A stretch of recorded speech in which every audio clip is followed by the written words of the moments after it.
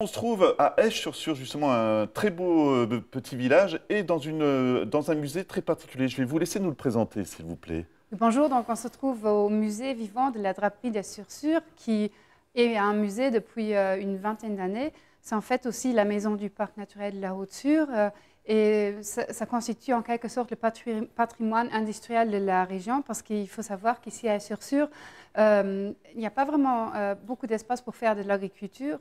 Donc déjà au XIVe ou au XVe siècle, il y avait dans chaque ménage un métier à tisser parce que c'est en fait comme ça que les gens vivaient économiquement. Et donc ici dans la maison a été construite en 1807. Donc c'est en quelque sorte qu'à cette époque-là, on essaye de mieux s'organiser. Donc qu'on n'ait pas dans chaque ménage seulement le métier à tisser, mais qu'on essaye d'abord via une corporation et ensuite ce sont des personnes privées qui ont constitué cette maison-là. C'était une région qui est devenue industrielle, on va dire, alors du coup, avec l'arrivée de l'usine. Bon, le reste de la région a été plutôt agricole, mais il y a un autre endroit qui s'appelle Vils, qui a été spécialisé dans la tannerie. Et ici, donc, il y avait la laine qui constituait le principal revenu économique. D'accord. Alors, on voit des appareils derrière vous. Si vous voulez bien, vous nous faites découvrir un petit peu. Donc, en fait, ici, dans le musée, on peut voir une vingtaine de machines qui montrent du départ de l'arrivée de la laine au produit fini de l'étoffe. Et donc, ici, on voit la laine telle qu'elle arrive de l'agriculteur. Elle est déjà lavée. Et donc, la première machine s'appelle un mélangeur. C'est en fait, donc, la tâche principale de cette machine, c'est d'abord de nettoyer la laine, et donc de retirer tous les débris restants de paille, par exemple. Et ensuite, on peut aussi mélanger différentes couleurs. Par exemple, si on a de la laine, de la laine blanche et puis une laine plus foncée, on peut jouer sur les différentes teintes de couleurs. Ensuite, la prochaine étape, je dois me tourner. Voilà, allez-y, alors on vous suit, faites-nous découvrir, très bien. C'est par là. Donc ici, sur la machine, le principe, c'est que on étire les fibres, donc on les rend parallèles. C'est une sorte de... Il y a des tonneaux qui ont des brosses. Et donc là, l'idée, c'est d'arriver à avoir un voile de laine très fine. On voit que c'est vraiment fragile, en fait, la laine, là, parce que c'est très, très fin. Elle est très, très fine. Et donc, le processus-là, il se fait sur 3 machines. Les 3 machines, ça s'appelle lacarde. Donc, ce qu'on reçoit à la fin, c'est lacarde. C'est un voile de laine très fin. Et c'est la base à partir de laquelle on va faire le fil. Voilà, Christine. Alors, prochaine étape, je suis, je sais pas, devant un fil de laine qui a l'air plus épais, du coup, non? Oui, en fait, donc, les 3 machines font partie du même processus. Et ici, à la fin, le fil est coupé. En fait, on parle d'un pré-fil. Donc, il y a le voile de laine qui arrive et qui est coupé en différentes mèches. Donc, vous voyez ici, voilà. Donc, on a différentes mèches de fil. Mais je peux vous montrer avec le fil là. Donc, les mèches n'ont pas encore de résistance sur torsion. Donc, ce n'est pas encore un vrai fil, on peut tirer dessus, donc il se casse tout de suite. Oui, parce que c'est vrai que quand on regarde comme ça, on a l'impression d'avoir déjà le fil de laine. Hein. Oui, mais c'est très fragile encore. Et pour ça, on doit aller à la prochaine machine. Voilà, Christine. Alors, cette fois-ci, c'est une nouvelle machine. On a vu que le fil était encore très fragile. Et là, on dirait une roue de grand-mère, comme on dit. Alors, expliquez-nous. Oui, exactement. Ça, la machine s'appelle le rond-videur. Et le principe est le même que chez les mamies à la maison. Donc, il faut faire tourner le fil et tirer dessus pour avoir un fil qui puisse être tissé. Donc là, le principe, c'est que le chariot s'avance et se retire.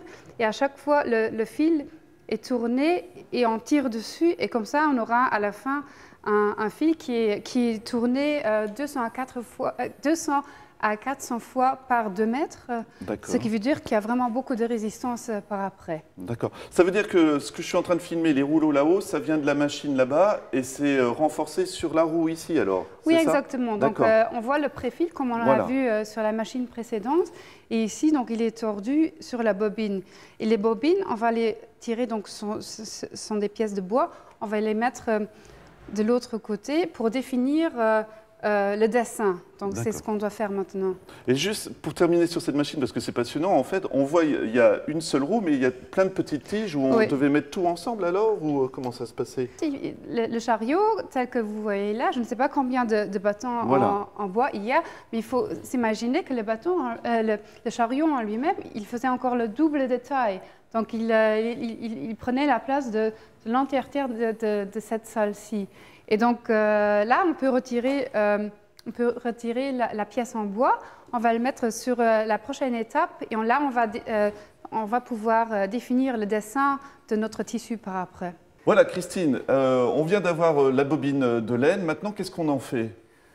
Donc voici la bobine qu'on a vue tout à l'heure. Bon, c'est une autre couleur, mais donc on la met sur cette pièce ici. Et elle nous permet maintenant de définir, de mettre différentes couleurs les unes à côté de l'autre. Et puis, ça nous permet de définir ici, sur une autre roue, la base de notre tissu. Donc, ça, c'est vraiment la base, c'est le dessin de base de notre tissu. Voilà, Christine, là, ça devient très concret, on va dire. Hein. Qu'est-ce qu'on découvre à côté de vous? Oui, donc là, au départ, on revient sur notre base de tissu qui est enroulée sur la roue. Donc, on a prédéfini la base de notre dessin. Ici, il faut savoir qu'on a environ 1500 fils différents, donc des nœuds à faire aussi. Et donc, à partir d'ici, on se trouve sur le métier à tisser et on va pouvoir tisser notre tissu, notre étoffe à base de laine. Donc ici, la machine, elle date de 1966, elle provient d'Allemagne et c'est le métier à tisser sur lequel on travaille régulièrement et on produit aussi de l'étoffe à base de laine.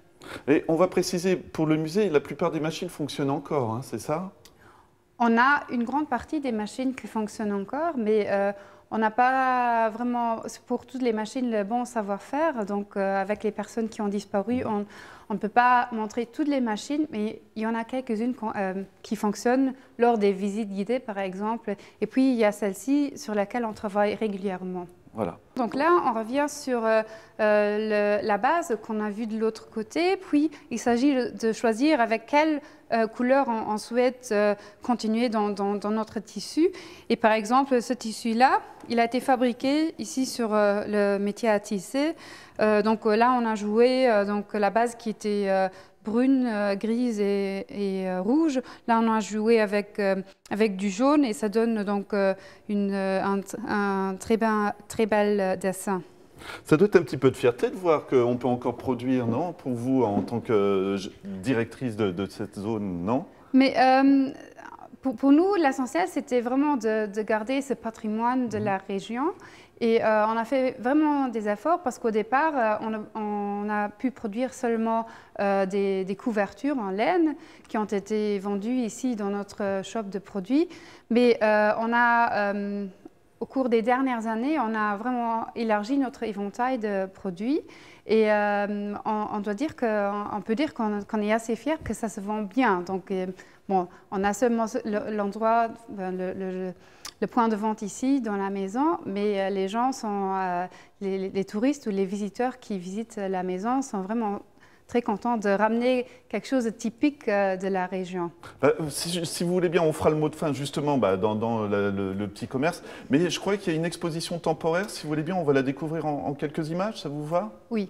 Donc, il y a une exposition qu'on est très fiers d'avoir pu réaliser ensemble avec l'Université de Trèves. C'est la section de design textile. Donc, ce sont des jeunes qui ont fabriqué avec justement ce tissu-là des vêtements et qui sont vraiment très modernes et très contemporains. Et là, on voit qu'on peut avec de vieilles machines, vraiment produire quelque chose de super et d'intéressant et de vraiment moderne. Voilà Christine, cette fois-ci on est dans la boutique et je vous laisse nous faire découvrir un petit peu les produits qu'on peut découvrir ici justement. Oui, donc par exemple ici il y a la couverture qu'on vend, donc comme vous voyez c'est le tissu qu'on vient de voir sur le métier à tisser. Il faut dire qu'après il y a encore différentes étapes qui suivent, donc par exemple le tissu il est lavé, puis il rétrécit un peu, comme ça il y a une meilleure résistance à l'air, donc il tient plus chaud on peut dire. Et à partir du même tissu on a aussi une petite collection d'autres objets comme ici des coussins, et puis on a des housses pour un iPad par exemple, et puis des ustensiles pour l'école. Ouais.